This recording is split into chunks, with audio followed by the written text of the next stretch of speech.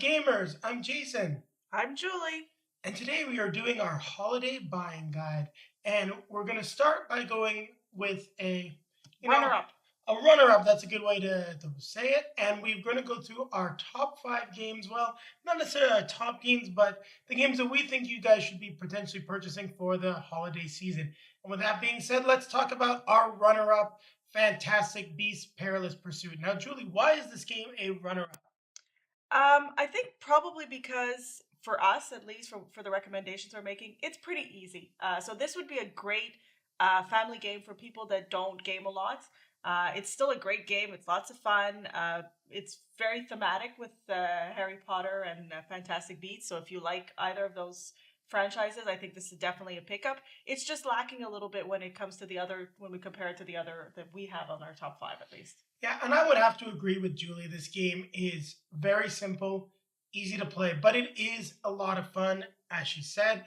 I do really enjoy the mechanics. It's neat how you're going to set up your abilities and then how that carries through the whole run of trying to capture beasts.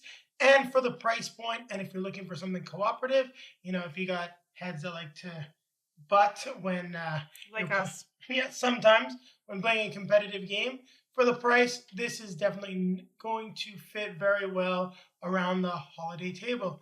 And with that being said, we're going to be moving on. So, what are we going to be starting with, Julie? Number five. So, number five, coming right up. Number five. The Battle of the Superheroes. Yeah. So, I'll let you start. Why did you pick your game, and why is it a number five and not somewhere else on your list? Well, for those who've been watching the channel, you've heard me talk about Thanos Rising. It's my nemesis. We haven't beat it yet. That being said, it keeps me wanting to come back to try to beat it. It is a very difficult game, which is why I think it's on number five. That being said, we've played it with people who aren't really gamers. They enjoy, playing games, but they figured it out really quickly. I love the production value of this game. I loved having my Marvel characters. I think if you enjoy the Avengers, the Marvel movies, you'll definitely like seeing all your characters. They use stills from the movies, and then there's colorful dice and gems, and Thanos is just really difficult to beat, and I'm still trying. It's an elusive win. Jason says he's won the game before. I have won the game I don't believe him. twice. I think Twice. he probably cheated. We did not cheat twice. So, anyways, that's why it's number five. I think it's fun for the entire family. Ages 10 and above would really enjoy this game. Now, I definitely do enjoy Thanos Rising a lot. There are some problems like with the game. It's a little long, and it can be a little frustrating in terms of how victory just gets. It's not Monopoly long, though. No, it's not Monopoly long. It runs about 45 minutes to an hour. Like I said, the annoying part is you don't tend to lose until you're almost going to win. I mean, we've had a couple of times where it's been like, all right, Julie's like, we're going to win this time. And then the last die roll, she's like, did your whole team just die? And that's the game, but it is a lot of fun. And I like the difficulty. It's thematic. It's Avengers Infinity War. If you've seen the movie, you know why it's difficult. And I got a supporter. This finds a good spot as a number five. It's not overly expensive, and it's easy for the entire family to play. I mean, your mom was having a good time with it as well. Mm-hmm. She was not too happy when Thanos defeated her, though. I just remember being like, what? We didn't win? Now, talk about my game. I've gone with a classic, and well, not a classic. It's a new game, but it's got a classic theme that really appeals to me. Batman, the animated series. Gotham City Under Siege. Now, the reason why I picked this game is, once again, good price point for the holidays, not overly expensive, and you can get this to the table and pretty much anyone can play it. It's very thematic to Batman the Animated Series. I do like seeing the characters. I got a soft spot for Batman. Kevin Conroy, you're my Batman. Awesome meeting him, well, not meeting him, but seeing him at NYCC. And it's just a good time. The 3D buildings, moving your guys around, taking out the villains. It's just something that, I think everyone can relate to. And once again, it's a dice chucking game, which goes fairly well, I find, for family and holiday events. Yeah, I mean, it's definitely an easy game. I think it's good for the entire family and definitely anybody who likes Batman. It's a good 45 minutes of fun. Yeah, so if you got a big kid that loves Batman and a little kid that might just be getting into Batman, this could be a solid pickup. So where are we going next? Number 4. Number 4. What's it going to be? See? So, number 4. What did you pick? Well, everyone can see it. Why did you pick it? Again, I'm fairly consistent in what I like and what I don't like. So if you've been listening to the channel, you know I keep comparing games to the Legendary game system. So there are a lot to pick from. You probably can't see it because they're probably down here. But we've got quite a few of them. We've got both from the Legendary and the Encounters system. I picked Buffy because it has a different mechanic that I think adds a fun challenge. It's got a light and dark tracker that makes it quite a bit challenging. Also, I just love Buffy. I think I have a soft spot for David Boreanaz, and they don't have a SEAL team Legendary version yet. It's not think. She does have a soft spot for David Boreanaz. That was the panel. I mean, we weren't going to go to NYCC on Thursday, and then she saw the David Boreanaz panel, and she's like, "Oh, we're doing 2 days now." I was like, "Really? Why?" So she does have a soft spot for him. So that being said, it's very thematic. It's Buffy. So if you have any fans that like Buffy, this is definitely a must pick up. Otherwise, if you're looking for one of the legendaries to try, this is definitely one that adds a little bit more challenge than the others, and I really enjoyed it. No, so I do enjoy Legendary Buffy. It's just not on my list. Actually, you won't see any of the Legendary games on my list because I wanted to provide something a little different than what Julie brings, and not all of them are my favorite. But that being said, Buffy is very thematic. You're going to get a lot of replayability in this box. I believe there's over 9 characters, so 9 or more than that, not quite sure. The light and dark system, which he's talking about, is definitely very interesting. It's something that you don't find in the other games. And that's one thing I will have to give Legendary credit for. All the games feel very different. And this is a solid one. If you've got a Buffy fan, you like co-ops, it's been on sale a few times at the Cool Stuff and Miniature Market for those of you that can buy in the States. So definitely recommend looking to pick it up. If you can find it a deal, it's a solid holiday purchase. Now we'll move on to my game, and I've picked Space Base. Now the reason I picked Space Base is because Julie just doesn't really love Catan. And while it's a good game, it's very well made, the confrontational aspects of Catan, blocking people, and the fact that you have to trade and people can just be like, no, and you cannot do anything, does frustrate her. And where Space Base has a lot of those dice chucking elements, you really don't have that same level of direct competition.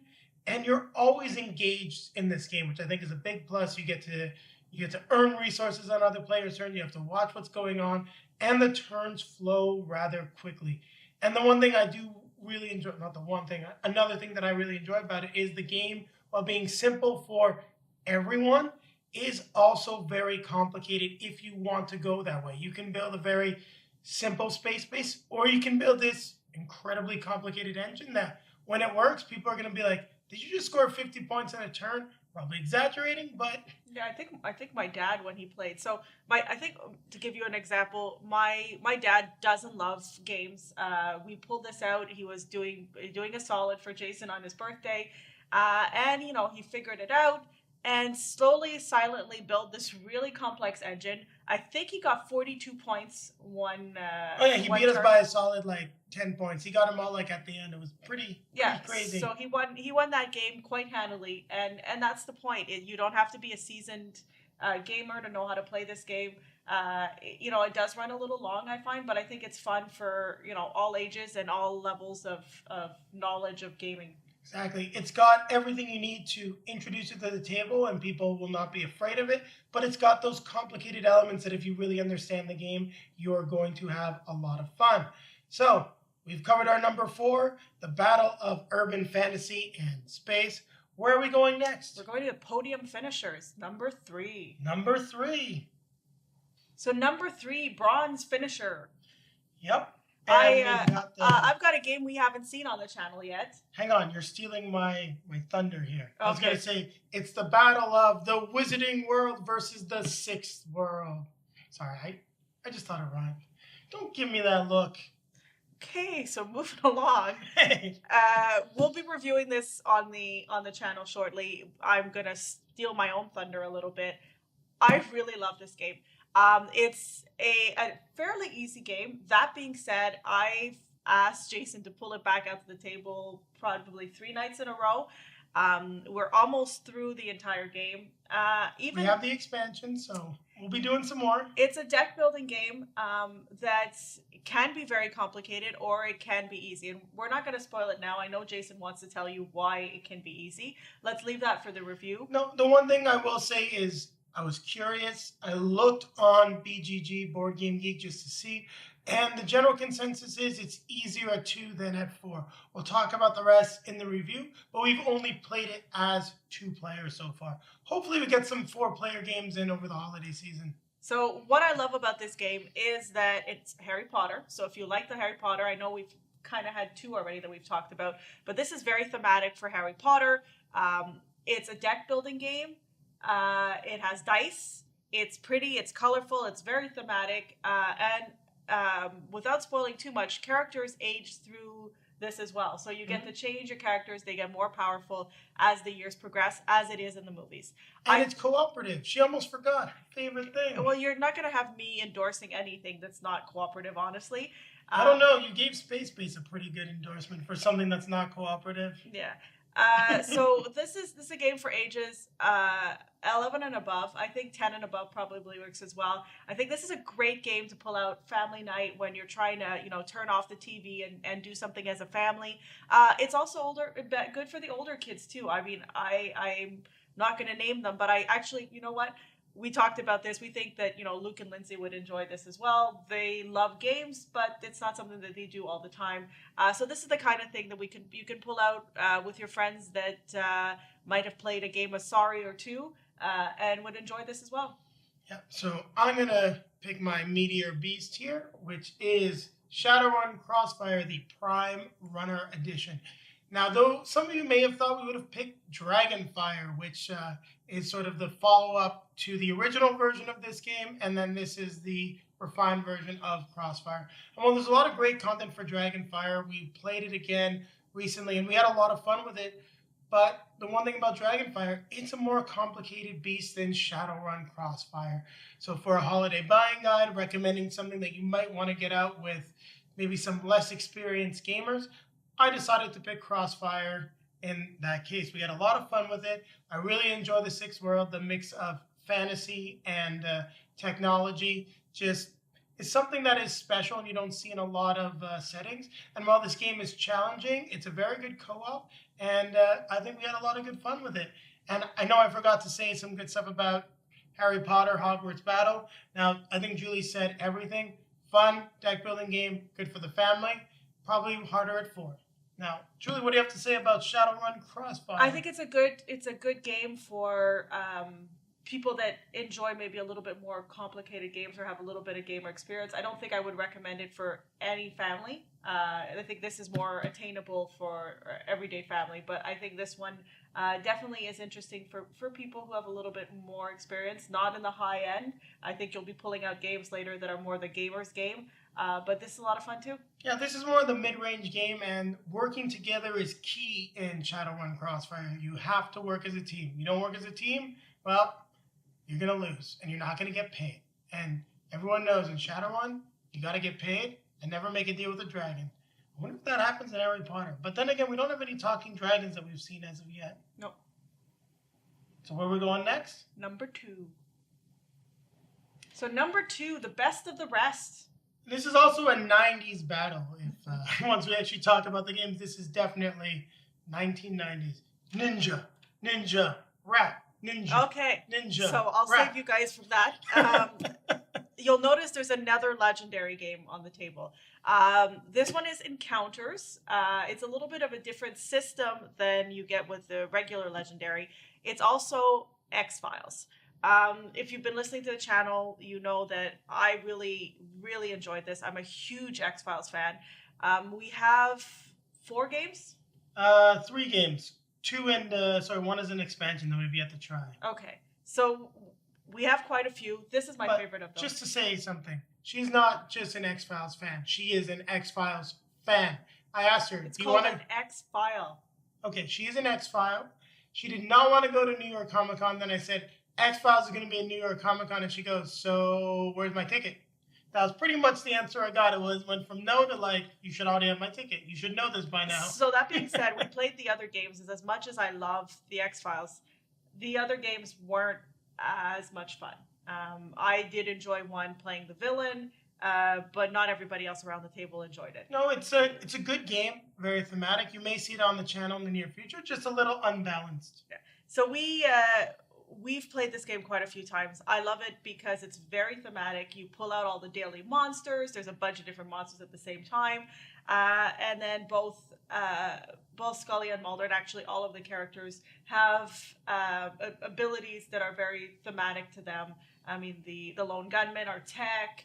Doggett, Reyes, Skinner. Skinner's really more the political guy. Yeah, the leadership guy. Yeah. So I've loved this game. I think this is a game it's a deck building game, which I really enjoy. I think it's very accessible to everybody.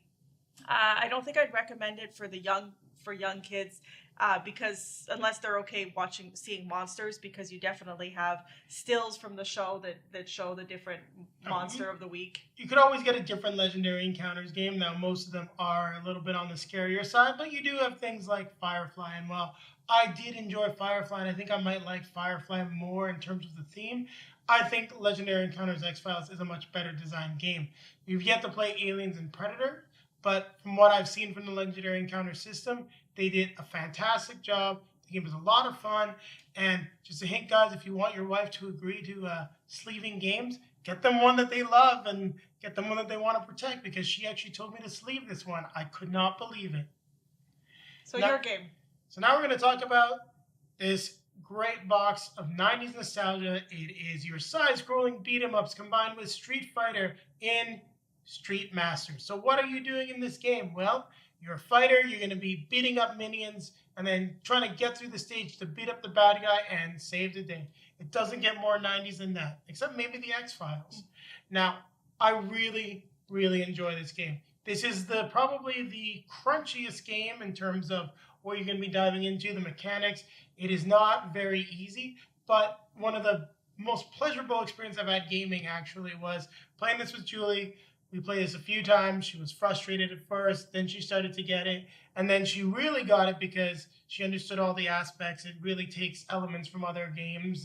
Not exactly, but once you've played a lot of other games, it all sort of starts to flow together in this one. And then just seeing the big smile on her face as she figured stuff out and then started kicking everyone's butt. And the fact that she goes, I got it now, we should play this again, just made it a very rewarding experience. Now, this game is not available in retail. That is why it's my number 2. You might be able to find it on Blacklist Games' website or someplace else. If someone's willing to wait for next Christmas, you can probably even get in on the late pledge for the Kickstarter. But Street Masters has been just a lot of fun, and in terms of challenging games, but with a really cool cooperative element where every character in the game feels different, I can't recommend this one enough. So I would suggest that if you have a Jason on your list, you have somebody that loves board games, has experience with them, I think this is definitely something that they would enjoy. I wouldn't pick this for somebody who's just foraying into it, or that you're trying to look for a game for somebody who's a gamer light, I would call it. I think this is definitely a gamer's game.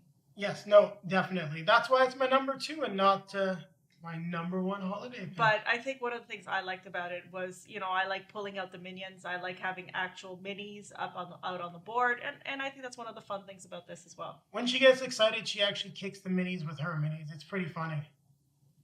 So now we're going to number 1. Number 1, what's it going to be? The best game. Well, maybe not the best game, but the one that we recommend the most to pick up this holiday season. We've got the 2 biggest boxes, probably. Well, maybe not the biggest. Well, this one is, and it's so big I can hide behind it. See? Okay, so while he's down there, let me start on my most recommended game. Again, if you've been watching the channel, I've compared other games to this. This game has a soft spot in my heart because more than a soft spot. It is the game that Jason pulled out to try to convince me that I like games. I was a little scared. He's like, it's a dungeon crawl. I'm like, I'm not at D&D. I don't wear a cape and a pointy hat and chuck dice in a basement. She really had no idea what D&D was all about. She was getting a lot of different things confused. So Jason pulled it out, and I was hesitant at first. It's a cooperative game. It's played against an app. Well, it's one of the options. One of the options. There's a couple different ways you can play Descent. We play it against the app, so we're really playing together. I discovered Tara in this game, and that's where I realized that I loved having very powerful mages as characters. I like being able to blow stuff up. And I just love this game. And then she goes from powerful mages to charging Wookiee. Well, so that's what I was going to say. Imperial Assault has a similar mechanic. You're playing together against an app. Although I do love Star Wars, and I do love me a Wookiee. I think this is a little bit more on the fantasy sphere, and I enjoyed it a lot more. Not a lot more. I think it just tops a little bit more. There's also a lot of content.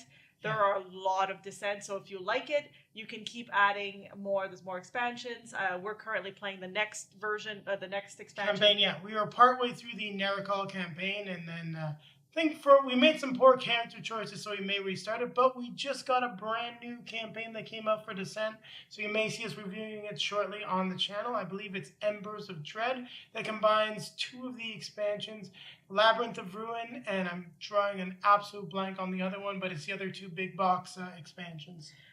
So if you're looking for somebody to start off where I was about a year ago, playing Ticket to Ride and some of the more... This is definitely something that's achievable. You probably need somebody who's a little bit of a mentor to show the game or watch Jay's videos. But that being said, I love it. I think it's a great buy, and that's why I recommend it as my number 1 for this holiday season. Like, I can't say enough good things about Descent 2nd Edition here. We've had so much fun with it. We've picked up all the content. The game has hit the table so many times, and we haven't even touched like half of the content. And for some people that might be a little daunting, but with the way that we enjoy playing this, the way that she loves the game, this is something that I know that we've got years worth of content. We're going to be able to keep bringing this out.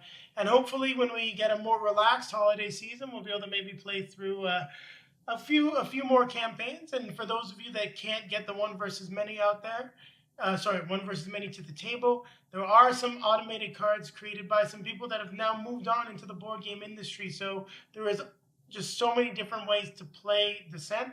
And you guys should really pick it up, especially if you're looking for a thematic co-op that's got a really fun story.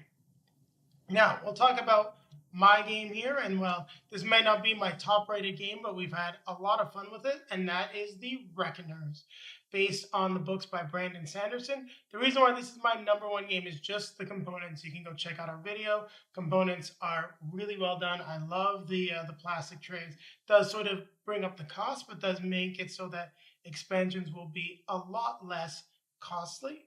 And the game is just a real fun dice chucker. It's a cooperative game. Notice that most of the games on this list are cooperative.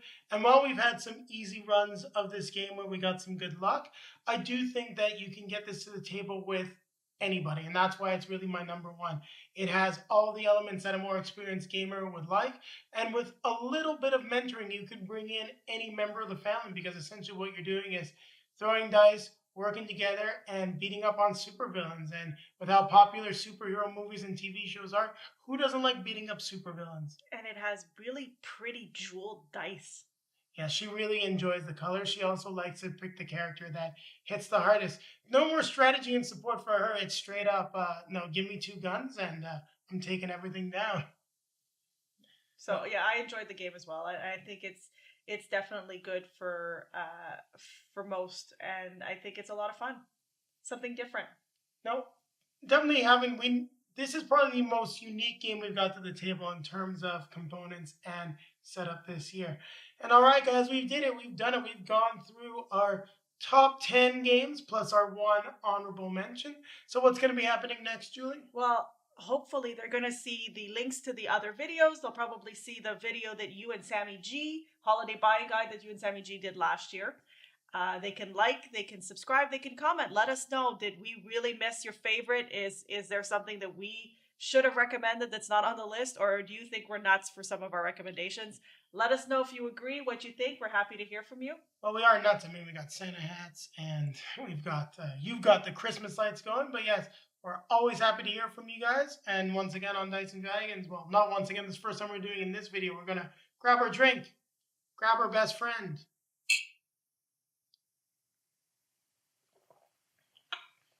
We're gonna keep playing games. With all these games, of course we are. Yeah, and happy holidays, everyone. Happy holidays.